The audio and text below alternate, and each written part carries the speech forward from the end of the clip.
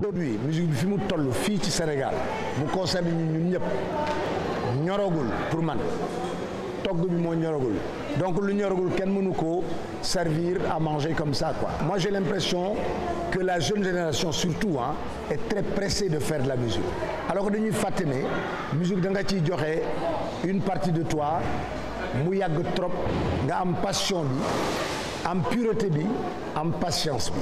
Ces trois mots-là, c'est les trois P, c'est clé.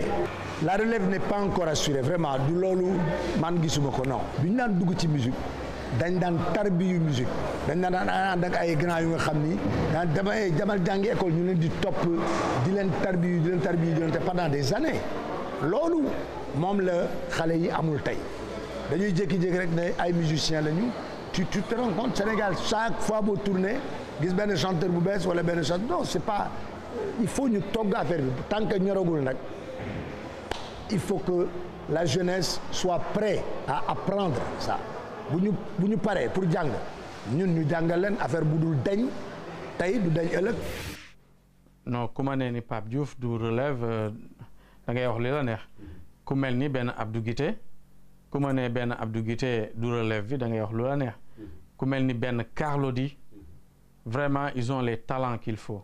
ku mel ni benn Titi elle a le talent qu'il faut pour jël relève bi ku mel ni benn Ami Collé waxuma la Sénégal sax mais bés bu génnoon ci Sénégal sax dem feneen ñëpp reconnaître ni franchement kii am na dara donc relève bi mi ngi fii bien sûr quoi. Côté relève ça veut dire que on entend les mêmes noms il y a les PBS il y a les Daara J il y a les Pifras il y a les BMG 44 il y a les Max Crazy donc amoon na benn période 2004 bu ñuy wax nouvelle génération donc amoon na tendance bu doon juddu mais ñoom aussi seen relève boobu dafa xawoon manqué parce que amul woon suivi ci nouvelle génération bi léegi nag problème mu relève moo am à chaque fois dañuy dégg ñu nekk ci kaw rek mais ñu nekk ci suuf doo xam lan moo leen di téye. La musique est divisée aujourd'hui il y a une partie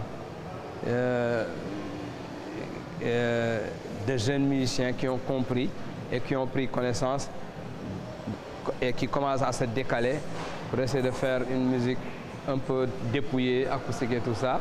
Il y a d'autres qui sont toujours branchés dans la musique très populaire.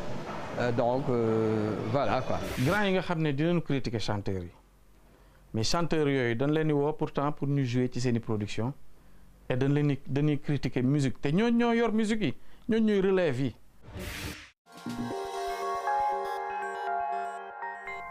Alors merci Papis.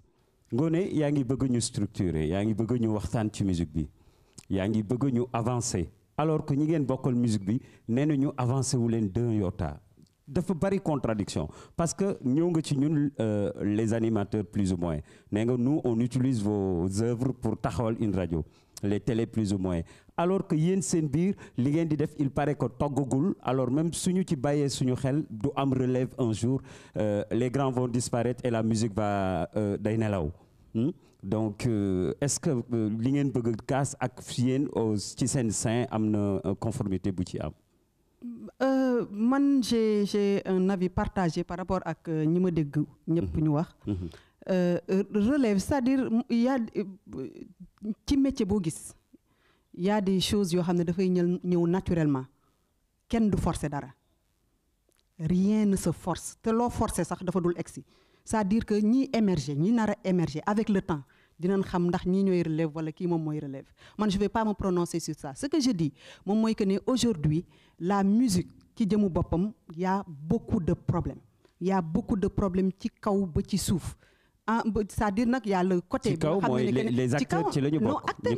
non acteurs yi ci la ñu bokk. c'est-à-dire que y a ñi nga xam ne dañu dugg ci musique parce que dañ ko bëggu ils en font un métier parce que dara aussi boo ciy dugg il faut que nga bëgg ko nga def ko un métier soo ko deful un métier munoo ci am dara munoo ci structurer yaa ñoo xam ne dañ ciy dugg parce que effet de mode la dama bëgg siiw dama bëgg lii ak leneen yaa ñi nga xam ne dañ ciy dugg am fulla am fayda def si am si carrière les exemples sont là. Papis Konaté il a cité des exemples quand même de jeunes talents. De jeunes talents yoo xam ne non man j'aime pas ce mot relève. ok all right j'aime pas ce mot relève. yéen la seen biir parce que l'autre c'est l'autre qui dit que ni amul quand tu dis que tu n'aimes pas le mot. non j'aime pas le mot relève.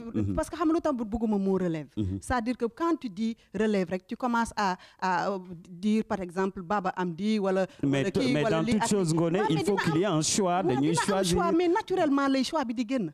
naturellement les choix bi di génn. voilà donc aujourd'hui moi je pense que ne ku ci nekk la yaa ngi sa côté parce que aussi la musique c'est une variété mënoo nekk ne ñii dañuy jouer mbalax bi kenn mënu ko fi dindi. c'est sunu su dafay daw ci sunu deret. ok dinañ dellu Ngoné dinañ dellu si yow Souleymane. waaw mais maa ngi rejoindre Ngoné parce que je dis que am yoo xam ne c'est naturel quoi. Ça se fait naturellement un problème de relève doo toog ni c'est évident qu'il y a un relève peut-être est-ce que relève boobu am na dina am yenn niveau yi le problème moo di def naa c'est au niveau de la formation non ci télé la ñuy wax Souleymane relève bu amul niveau donc mooy relève amu fi parce que quand on parle de relève on parle de la qualité et de niveau. déglu ma tuuti Prince bo wax la relève bi c'est évident mu am mais par exemple gars yi amoon nañ benn avantage maanaam c'est pas que je veux faire la musique forcément je fais le conservatoire cet avantage mooy il faisait de la musique mais c'est des gens qui répétaient du matin au soir. ñi wax waaw non dama lay wax rek. nga dem par exemple fii groupe yi ñun la par exemple telle école kii moo fay répéter kër gi ñii ñoo fay répéter. mais maintenant tu vois des musiciens qui sont populaires et qui n'ont jamais répété qui n'ont jamais joué avec un groupe. Qu'est-ce qui se passe est-ce que dañuy jaay ñu ngi jaay qu'est-ce qui se passe non xam nga jaay mën na am. xam nga un tube. c'est pas que c'est un tube moo am une valeur artistique. ça peut être un tube par exemple oh yeah ñëpp di ko topp di ko way mu doon tube mais amul valeur artistique. et loolu moo am suñu musique bi wala cette valeur artistique est-ce que loolu moo am suñu musique bi wala des tubes yoo xam ne amul valeur artistique. mais on en trouve plein. mais ce qui est important moo di. loolu yëpp dara rek moo ko mën a protéger mooy il faut qu'il y ait de la formation yi du musicien yi rek de il y a les musiciens il y a les animateurs. non mais je ne suis pas bon. moi je dis je te respecte beaucoup mais les gens qui ont plus de 30 ans de carrière ils n'ont jamais eu de formation sinon que dans les écoles traditionnelles comme ngénte yi mbapat yi ou kasak yi ak yooyu mais c'est une formation c'est bien ça mais ñoom it ñu ngi koy def dans les mbapat moi quand tu me parles de formation je fais allusion à des écoles où on te dit lis cette note ni le tu sais si on parle de formation ici au Sénégal, c'est le conservatoire. Oui. Moi, j'ai fait 15 ans au conservatoire. J'ai fait 15 ans au conservatoire. Je suis sorti avec mon prix, c'est ma première médaille de solfège. Enseigné pratiquement 3 ans, je me suis retiré pour vraiment faire de la musique. Oui. Mais comme Ngoné l'a dit, faire de la musique, il faut être passionné, il faut l'aimer. Alors, Baba. Bon, toi qui viens toujours avec des concepts pour innover dans la chose musicale. En fait, moi, comme Ngoné l'a dit, moi, c'est tout à fait naturel chez moi. Moi, quand je suis devant le piano, je ne fais que de calculer de midi à 14h. C'est-à-dire que c'est très naturel. Je suis là. Je me note et je développe sur ça. Mais l'idée de départ, est-ce que je def dama ci def way wala ay cœur rek lan lay am. C'est-à-dire que c'est un choix. Et moi, je pense qu'aujourd'hui, que chaque personne doit respecter le choix de quelqu'un. Donc, relève amna pour yow. Non, en fait, Ngoné wax là d'accord. C'est-à-dire que c'est le mot, par exemple, lañu wara jël rek tek ko feulé. Mot bi ci bopam. Mais forcément, même Michael Jackson dafa am ku mu fan won. C'est-à-dire que quand tu es musicien wala footballeur wala nga doon mbër ak loo mënti doon di nga am lu ñuy wooyee nu mu tudd day nekk sax ci sa Facebook di nga am sa idole di nga am koo fan ba nga xam ne sa royukaay lay doon mais après da ngay jël yow li nga moom sa yoon quoi nga xam ne ça t'est propre mais aujourd'hui on a un problème ce problème c'est quoi et c'est très normal c'est-à-dire que ne da ngay judd ci kër ci tour bi ñu tagal la Youssou Ndour ngénte li ñu tegal la Youssou Ndour télé bi RTS tegal la Youssou Ndour c'est normal que moi am 10 000 Youssou Ndour yu suivre c'est très normal mais une sélection naturelle va se faire plus tard moom laa la wax sélection naturelle boobu ñoom seen bopp dootuñu ko tey dañuy foog ne boobu ñoom ñoo ko moom. parce que tayuñu ko.